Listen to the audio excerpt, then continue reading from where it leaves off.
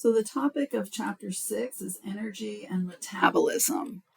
Up until now, we've been talking quite a bit about molecules and structures. And that certainly is part of the biology, but the other part of it is the energy. So you have structures and you have energy. And so in chapter 6, we need to bring in the concept of energy and start to make it fit with what we've been talking about in terms of some of the chemical reactions and events that we've been discussing that happen inside of a cell. So this is going to be an introduction to energy and metabolism, and we'll continue talking about energy certainly throughout our next couple of chapters, 7 and 8. In particular, there will be some focus on energy.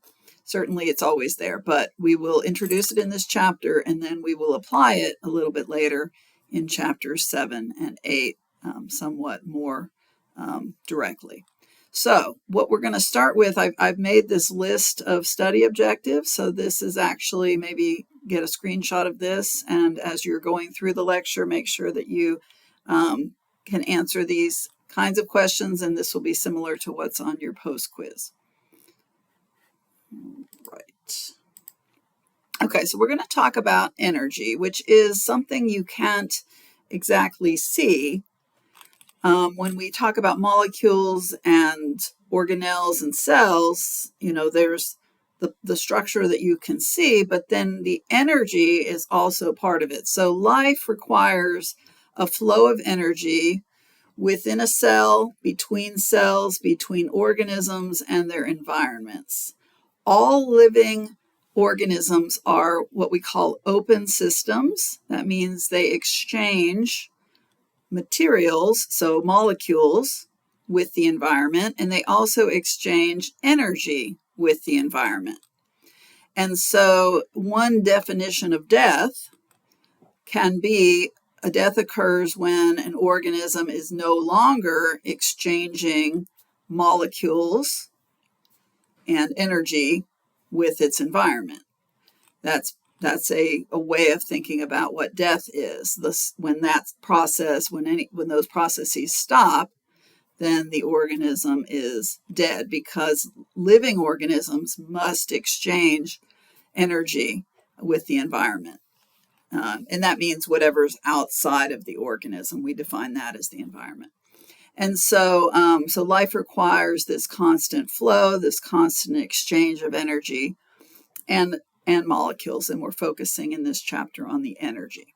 So there are two types of energy. Roughly speaking, there's two basic classifications. One is called kinetic energy. And you've probably learned about kinetic energy in your classwork up till now, and usually it's defined as the energy of motion, which it is the energy of motion. So when something is moving, a tennis ball, when it's being hit back and forth, that's the energy of motion. Typically there's a picture of a girl on a slide and she goes down the slide. While she's moving, she has kinetic energy. So that is a good definition, but we need to add, for our purposes, we need to make sure include a type of kinetic energy that you may not have been introduced to before. Kinetic energy is also includes radiation. So in biology, this is going to be important for us, that you realize that radiation is kinetic energy as well. So radiation means heat or light energy. And so that's going to be important to include that in your notes, that kinetic energy, yes, is the energy of motion, but radiation is considered kinetic energy. All right, and the other category of energy or type of energy is called potential energy. It's usually defined as the energy of position or stored energy. It's like energy that's being held, but not like nothing's happening with it right now, but it's like it's being stored or held. And usually the example that is given for this would be like water behind a dam. If we created a hole in the dam. The water could flow, but right now it's not. And so it has the potential to move. And if by the way, we created a hole in the dam, what we would be doing then, the water, once it starts moving, it would have less and less potential energy and more kinetic energy as it moves, as it flows down. But when it's held behind the dam, then it has potential energy. So it's the energy of position. Or sometimes we talk about a rock at the top of a mountain. While it's still sitting there at the top of the mountain, it has potential energy. If it starts to roll down the mountain, it has less and less potential energy, but it has kinetic energy. And one thing to realize is when that rock hits the bottom of the mountain and stops moving, then it really has neither potential nor kinetic energy. So that's also kind of an option, is for, in that example, for the rock to have neither kinetic or potential. Now, we said that once a cell or an organism doesn't have energy or isn't exchanging energy, then it's dead. So for us, that concept of the rock at the bottom of the mountain represents like a dead cell. So that's not going to be, well, I guess we will consider death a little later on. But right now we're thinking about these types of energy just in very general sense.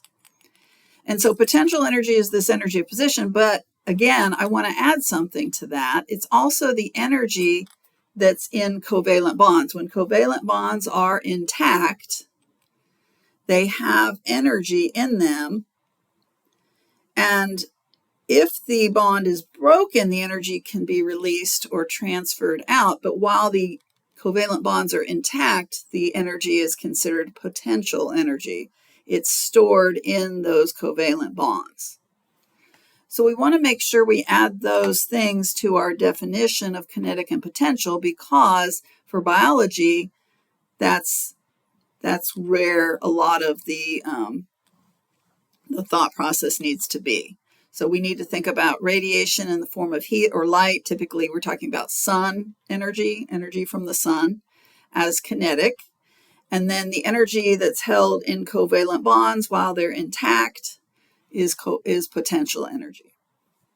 So you typically, the way that energy flows through the biosphere, remember the biosphere is kind of our top of our hierarchy of biological organization, the way that energy flows is basically from the sun. So on our biosphere, it's the sun is the source of energy, and the sun produces light and heat. For our discussion in Chapter 6, heat is considered a wasted form of energy. So heat, when radiation from the sun hits, let's say, the sidewalk, and it creates heat, that's a wasted form of energy. If we could instead cover the sidewalk with some kind of material that would capture the light and turn it into electricity, a solar cell, then it wouldn't be wasted.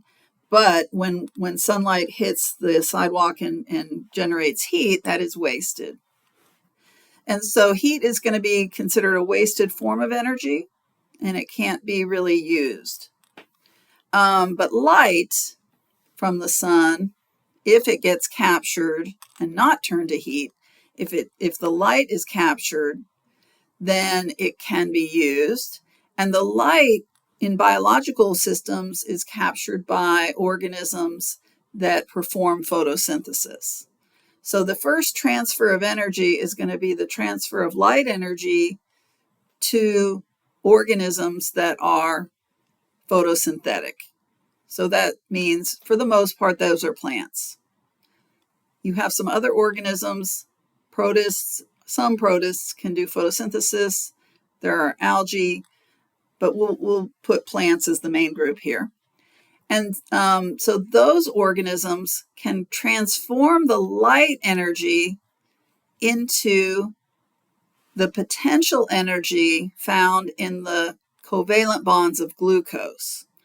So this is going to be our first transformation of energy. Light energy is transformed into chemical energy. So light energy is kinetic, and it's being transformed into potential energy in the covalent bonds of glucose. And that transformation is done inside of the cells of plants. So that's our first energy transformation, and we call that photosynthesis. Then there are going to be other transformations of that energy. Some of the energy will then be transformed by other organisms in this diagram. They're shown here as animals and decomposers like fungus. So the energy in the bonds of glucose can then be transformed into the bonds of something called ATP. And then the energy in the bonds of ATP can be transformed again. And so you have multiple more transformations. And during all of those transformations, some of the energy is lost as heat, and ultimately all of it is lost as heat. So when the organism dies, everything is decomposed and the heat dissipates back into the universe. And so what you'll notice is that the flow of energy is not really a cycle. It's not a cycle. It starts from the sun. Let me get my pen here. If you trace it in any direction, it originates here, it flows through a path, and it ends up here. Or it starts here and it flows this way, but it still ends up here. There's still, no matter how you do it, there's a couple variations, but ultimately all of them start at the sun and end with heat being released back into the universe. And so it's not a cycle. If the sun burns out, then the whole system eventually peters out. Energy doesn't regenerate back in a cycle. It's a straight path. There's a starting point, a source of energy, that's the sun, and there's an ending point for all energy, that is heat. And in between there is life that is transferring and transforming the energy, but even all life eventually dies. And so life exists in the middle of these energy transfers and transformations, but ultimately there will be, for any particular organism, death, and all the energy ultimately from any organism dissipates as heat. So this is the flow of energy from the sun through living organisms and then dissipating into the universe as heat. So it's not a cycle. It's just kind of a one-way street. I don't want to call it a dead-end street, but I guess it kind of is, right? Okay, so I know those are very general ideas, but we want to start to create a framework for these ideas. They are hard to grasp, and so we want to start off with some of our general terminology, and then we'll be adding actual examples to these definitions, but later. So you're going to just have to trust me a little bit on this.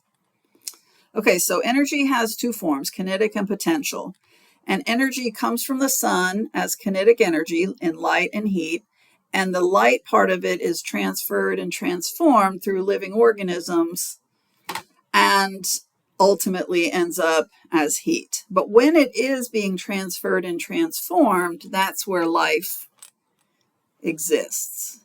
And so when an organism is transferring and transforming energy, it's doing it in a couple of ways. And these aren't new concepts for you if you listen to what I'm saying.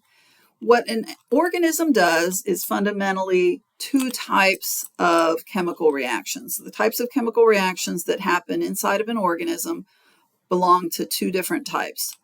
We have the anabolic reactions, or anabolism, the part of metabolism, which are the chemical reactions that build up molecules, and the catabolic reactions, the breakdown reactions.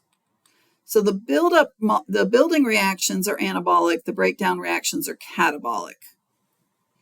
And I'll give you some examples of these. You know that dehydration synthesis is a building reaction, so that would fall under the category of anabolic. Hydrolysis, those are breakdown reactions, that would fall under the catabolic category. And so building up and breaking down molecules are what cells do. And that's what happens in any chemical reaction. There are making of bonds and breaking of bonds. So we're talking about covalent bonds being created or broken, building bonds or breaking bonds, which is what any chemical reaction does. And some chemical reactions do both.